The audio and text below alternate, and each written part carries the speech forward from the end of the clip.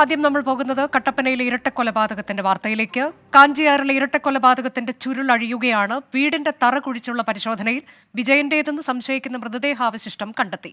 ഇരുത്തിയ നിലയിൽ കുഴിച്ചു മൂടിയ രീതിയിലാണ് മൃതദേഹം. ഇൻക്വസ്റ്റ് നടപടികൾ തുടങ്ങി. വസ്ത്രത്തിന്റെ അവശിഷ്ടങ്ങൾ കണ്ടെത്തി. നവജാത ശിശുവിന്റെ മൃതദേഹാവശിഷ്ടങ്ങൾ കണ്ടെത്താനുള്ള നടപടി ഇന്ന് തന്നെ സ്വീകരിക്കുമെന്ന് ഇടുക്കി SP TK വിഷ്ണു പ്രദീപ് പറഞ്ഞു. പ്രതി കാണിച്ചതനുസരിച്ച് ഒരു ബോഡി റിമൈൻസ് കിട്ടിയിട്ടുണ്ട്.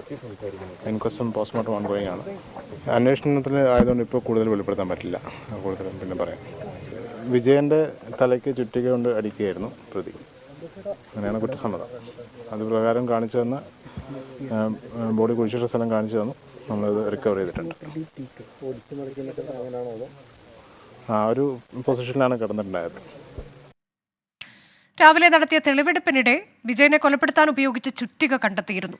കഴിഞ്ഞ വർഷമാണ് വിജയനെ കൊലപ്പെടുത്തിയതെന്നാണ് മുഖ്യപ്രതി നിതീഷിന്റെ മൊഴി. രാഹുൽ വിജയൻ ഏറ്റവും പുതിയ വിവരങ്ങളുമായി. രാഹുൽ, വീട്ടിൽ മൃതദേഹം കുഴിച്ചിട്ടു എന്ന പ്രതിയുടെ മൊഴിയുടെ അടിസ്ഥാനത്തിൽ നടത്തിയ പരിശോധനയിലാണ് ഇപ്പോൾ ഒരു മൃതദേഹം കണ്ടെത്തിയിരിക്കുന്നത്. അതിന്റെ അവശിഷ്ടങ്ങളാണ് കണ്ടെത്തിയത്. ഇത് വിജയന്റേത് തന്നെ എന്നത് എപ്പോൾ സ്ഥിരീകരിക്കാൻ കഴിയും?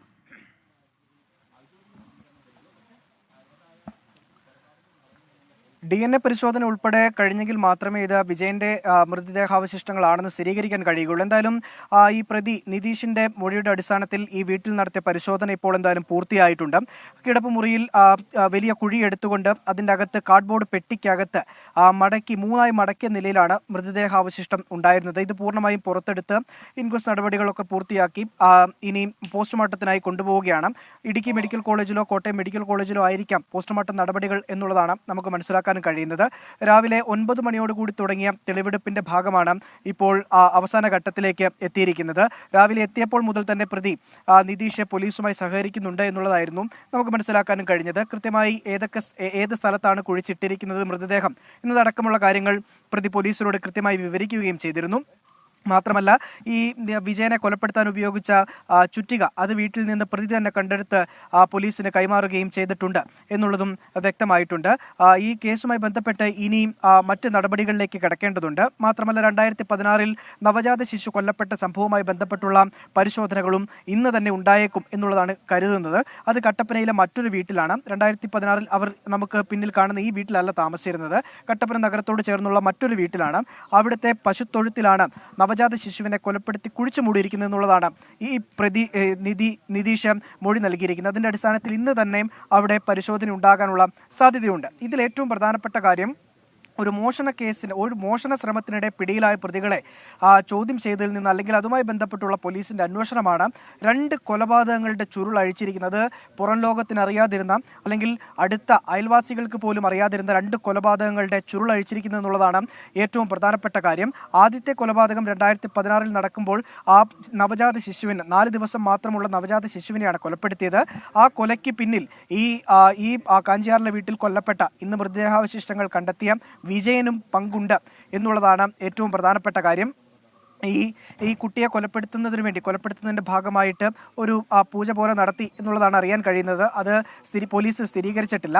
ആ സമയത്ത് ഈ വിജയനാണ് കുട്ടിയുടെ കാല് പിടിച്ചിരുന്നത്. അതിനുശേഷം ഈ കുട്ടിയെ ശ്വാസം മുട്ടിച്ച് തുണി കൊണ്ട് മുഖം മൂടി ശ്വാസം മുട്ടിച്ച് കൊലപ്പെടുത്തിയത് മുഖ്യപ്രതിയായിട്ടുള്ള നിതീഷാണ്. അതിനുശേഷം ഈ കുട്ടിയെ മറവ് ചെയ്യാൻ വേണ്ടിയുള്ള സഹായം ഒരുക്കി കൊടുത്തതാകട്ടെ ഈ വിജയന്റെ മകനായിട്ടുള്ള വിഷ്ണുവും കൂടിയാണ്. വിഷ്ണു ഈ മോഷണ ശ്രമത്തിനിടെ പിടിയിലാവുകയും പോലീസ് ഇപ്പോൾ അതിനുശേഷം മോഷണ ശ്രമത്തിനിടെ പരുക്കുപറ്റി ആശുപത്രിയിൽ ചികിത്സയിലുമാണ്.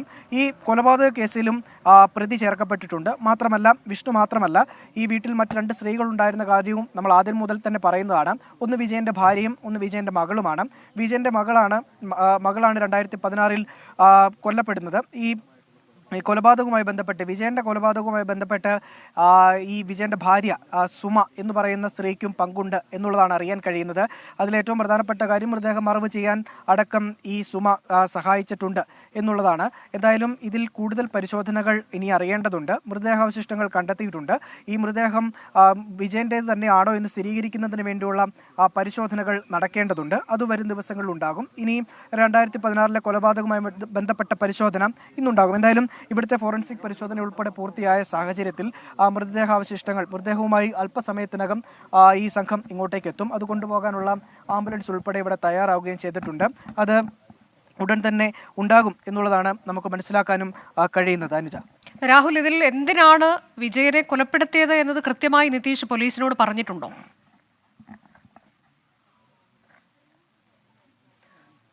രണ്ട് കൊലപാതകങ്ങളുടെ കാരണങ്ങളും നിതീഷ് പോലീസിനോട് പറഞ്ഞിട്ടുണ്ട്. അതായത് ഈ വിജയന്റെ മകളും അതുപോലെ തന്നെ നിതീഷും തമ്മിൽ അടുപ്പത്തിലായിരുന്നു. അങ്ങനെ അവർക്കൊരു കുട്ടി ജനിക്കുന്നു. ഈ കുട്ടി ഉണ്ടായതിനു ശേഷം ആ കുട്ടി ഉണ്ടായ വിവരം പുറത്തറിഞ്ഞു കഴിഞ്ഞാൽ ഉണ്ടാകുന്ന നാണക്കേട് ഭയന്നാണ് കുട്ടിയെ കൊലപ്പെടുത്തിയത് എന്നുള്ളതാണ് ആദ്യത്തെ കൊലപാതകവുമായി ബന്ധപ്പെട്ടുള്ള വിശദീകരണം ഈ പ്രതിയുടെ ഭാഗത്തു നിന്നുണ്ടായത്. രണ്ടാമത്തേത് 2023 അത് ഈ വിജയന് ജോലി ചെയ്യാൻ പുറത്തു പോകാൻ പറ്റാത്തൊരു സാഹചര്യം, പ്രായത്തിന്റെ ബുദ്ധിമുട്ടുകൾ അനുഭവപ്പെട്ടു. അങ്ങനെ അതുമായി ബന്ധപ്പെട്ടുള്ള ചില തർക്കങ്ങൾ ഉണ്ടായിരുന്നു. അങ്ങനെ കഴിഞ്ഞൊരു 2023 ഓഗസ്റ്റ് മാസത്തിൽ ഒരു ദിവസം വീട്ടിലെത്തുകയും അതുമായി ബന്ധപ്പെട്ടുള്ള ഈ ജോലി ചെയ്യാൻ പോകാത്തതുമായി ബന്ധപ്പെട്ടുള്ള ചില തർക്കങ്ങൾ ഉണ്ടാവുകയും അതിനുശേഷം ഈ വീടിന്റെ ഹാളിൽ വെച്ച് ഈ വിജയനെ കോളറിൽ പിടിച്ചു വലിച്ച് നിലത്തിട്ടതിന് ശേഷം ചുറ്റിക കൊണ്ട് അടിച്ചു കൊലപ്പെടുത്തുകയുമായിരുന്നു എന്നുള്ളതാണ് പോലീസിനോട് പറഞ്ഞിരിക്കുന്നത്. ഈ രണ്ട് കൊലപാതകങ്ങളുടെ കാരണവും പോലീസ് പൂർണ്ണമായിട്ടും വിശ്വാസത്തിലെടുത്തിട്ടില്ല. മറ്റെന്തെങ്കിലും കാരണങ്ങൾ ഇതിന് പിന്നിലുണ്ടോ എന്നുള്ളത് വിശദമായി അന്വേഷിക്കുന്നുണ്ട്. ഈ നിതീഷ് ഈ കുടുംബവുമായി ചേരാൻ അല്ലെങ്കിൽ ഈ കുടുംബത്തോടൊപ്പം ചേരാനുണ്ടായ സാഹചര്യം എന്ന് പറയുന്നത് നിതീഷ് പൂജകൾ ചെയ്തു വന്നിരുന്ന ആളാണ്. പൂജാരി എന്ന് വേണമെങ്കിൽ പറയാവുന്ന ആളാണ്. അത് നേരായ രീതിയിലുള്ള പൂജകളല്ല. അപ്പോൾ അതിന്റെ ഭാഗമായിട്ട് ഇവരുടെ വീട്ടിൽ ചില പ്രശ്നങ്ങൾ ഉണ്ടാവുകയും അങ്ങനെ പൂജ ചെയ്ത് ആ പ്രശ്നങ്ങൾ ഒഴിവാക്കി കൊടുക്കാമെന്ന് പറഞ്ഞുകൊണ്ട് ഇവരുടെ വീട്ടിലേക്ക് എത്തുകയും ഇവരുടെ മകൾ ഉൾപ്പെടെ ആയിട്ടും ഇവർ ഈ നിതീഷ് സൗഹൃദത്തിലാവുകയും ചെയ്തതാണ്. അതാണ് രണ്ടുപേരുടെ കൊലപാതകത്തിലേക്ക് എത്തിച്ചത് എന്നുള്ളതാണ് ഏറ്റവും പ്രധാനപ്പെട്ട കാര്യം. ഇനിയിപ്പോൾ നവജാത ശിശുവിന്റെ മൃതദേഹാവശിഷ്ടം കണ്ടെത്താനുള്ള പരിശോധനയാണത് ഇന്ന് തന്നെ ഉണ്ടാകും എന്നാണ് പോലീസ് അറിയിച്ചിട്ടുള്ളത്.